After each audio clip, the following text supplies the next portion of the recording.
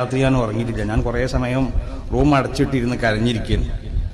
കാരണം ചില ഇതുപോലുള്ളൊരു സ്ഥാനത്ത് ഞാൻ എത്താനുള്ള ചില പ്രത്യേക കാരണങ്ങൾ ആലോചിക്കുമ്പോഴാണ്.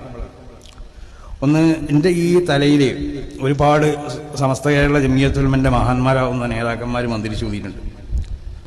സമസ്ത കേരള ജമിയത്തുൽമൻ്റെ മുൻകാല പ്രസിഡന്റ് ബഹുമാനപ്പെട്ട അബ്ദുൽ ബാരി തങ്ങളടക്കമുള്ള പലരും ഞങ്ങളെ വീട്ടിൽ വരുമ്പോൾ വാപ്പ അവരെ കൊണ്ട് എന്നെ മന്ത്രിച്ചു ചോദിക്കലുണ്ട്. ഒന്നത്. എങ്കിലും ഞാൻ പ്രധാനപ്പെട്ട കിതാബുകളൊക്കെ ഉസ്താദിൻ്റെക്ക് ഓതിയിട്ടുള്ളത്. അബുൽ ബുശ്ര പി കുഞ്ഞിമുസ്ലിം ഉസ്താദ് എന്നും എന്നെ പറ്റി പറയാത്തൊരു ദിവസമില്ല. എന്നോടല്ല, ആ നാട്ടിലുള്ള ഓരോരുത്തരോടും എന്നെ പറ്റി പറയും. കിതാബ് ഓതുമ്പോഴൊക്കെ കുട്ടികളോട് പറയും, എടാ നിങ്ങൾക്കാർക്കും ഇത് ഓതി തന്നാൽ മനസ്സിലാവില്ല, അതൊക്കെ പ്രധാനപ്പെട്ട കിതാബുകളൊക്കെ ഓതുമ്പോൾ അത് തങ്ങൾക്ക് മനസ്സിലാവുള്ളൂ. അങ്ങനെ മാത്രമല്ല, മൂപ്പര അന്ന് ചെല്ലിയ ഒരു വരി പദ്യമുണ്ട്. അസ്ബത്തു കഫി ദുനിയ വഖറാ ദഖീറതി ലൗ ഹഖഖ റഹ്മാനു മാ കുൻത റാജിയ. അത് അവരിൻ്റെ അൽഫ്യമൽ മൂപ്പര് എഴുതി വെച്ചൊരു വരിയാണ്. ദുനിയാവിലും ആഖിറത്തിലും എൻ്റെ ഒരു സൂക്ഷിപ്പ് സ്വത്തായിട്ടാണ് നിങ്ങളെ ഞാൻ വിചാരിക്കുന്നത്. ലൗ ഹഖഖ റഹ്മാനു മാ കുൻതു റാജിയ. ഞാൻ ആഗ്രഹിക്കണ ഒന്നിനെ അല്ലാഹു സഫലമാക്കി തരികയാണെങ്കിൽ ഞാൻ ആ വാക്ക്, ഉസ്താദിൻ്റെ ആ വാക്ക് ഇങ്ങനെ ആലോചിച്ചുകൊണ്ട് ഇന്നലെ രാത്രി ഒരുപാട് കരഞ്ഞിട്ടുണ്ട്.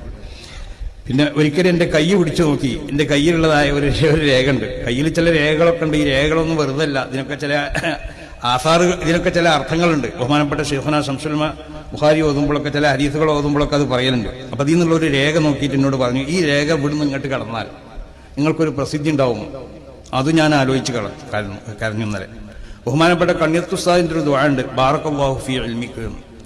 ഞങ്ങൾ 2-3 ആളുകൾ അവരെ എടുത്ത് ചെന്നപ്പോഴേ, ഞങ്ങൾ അൽഫി ഓതുന്ന കാലത്താണ്, ഞങ്ങളോടൊക്കെ ചോദിച്ചു, ആർക്കും ഉത്തരം പറയാൻ കഴിഞ്ഞില്ല, ഞാൻ മാത്രമാണ് പറഞ്ഞത്. അപ്പോൾ ഒരു സമ്മാനം തരുമെന്ന് പറഞ്ഞിട്ട് എൻ്റെ തലി കൈ വെച്ച് ബാറക്കല്ലാഹു ഫീ ഇൽമിക എന്ന് പറഞ്ഞു. ആ ഇൽമിലുള്ള ബർക്കത്താണ്. അതിൻ്റെ എല്ലാം പുറമെ ഞാൻ പിന്നെ ബഹുമാനപ്പെട്ട ശൈഖുനാ ശംസുൽമയോടുള്ള ആ ബന്ധം, അത് പട്ടിക്കാട് ജാമിയ നൂരിയ അറബി കോളേജിൽ നിന്ന് സിലബസ് പരിഷ്കരിക്കണം എന്നുള്ളൊരു പ്രമേയം അവതരിപ്പിച്ചു. എന്നാൽ അക്കാദമിയിലൊക്കെ കാണുന്ന സിലബസ് പോലെ ഞാൻ ഈ സിലബസിന് എതിരാണെന്ന് പറഞ്ഞ പലരുണ്ട്.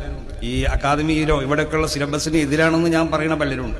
അന്ന് പട്ടിക്കാട് ജാമിയ നൂരിയിൽ നിന്ന് അങ്ങനെ ഒരു സിലബസ് പരിഷ്കരിക്കണം എന്നുള്ള പ്രമേയം അവതരിപ്പിച്ചു. അത് ഷെയ്ഖുന അറിഞ്ഞതോടെ മുതൽ ഷെയ്ഖുന എന്താക്കിയെന്നറിയോ, അതിന് കർശനമായ തീരുമാനങ്ങളുമായിട്ട് നേരിട്ടു. അന്ന് 19 ആളെ പുറത്താക്കി. ആ 19 ആളെ പുറത്താക്കിയെന്ന് ആദ്യം എൻ്റെ പേര്. പക്ഷെ എന്നെ മാത്രം ഷെയ്ഖുന തിരച്ചെടുത്തു.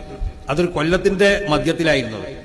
ഞാനവിടെ മുഖ്തസൽ പഠിക്കുന്ന ഇടക്കാലത്ത് വെച്ചു 18 ആളെ പുറത്താക്കി. അതിനുള്ള അധിക ആളുകളൊന്നും ജമാഅത്തെ മുജാഹിദീങ്ങളുമാണ്. ചുരുക്കം ചില ആളുകളെ നമ്മളെ സുന്നി ആശയത്തിലുള്ള ഡോക്ടർ അബ്ദുറഹ്മാൻ ഉൾവട്ടൂർ പോലുള്ള ചില ആളുകൾ, അവർ നമ്മളെ കൂടെയുള്ളത് അവർ സുന്നികളാണ്. അന്ന് എന്നെ മാത്രമാണ് ഷെയ്ഖുന തിരിച്ചെടുത്ത്.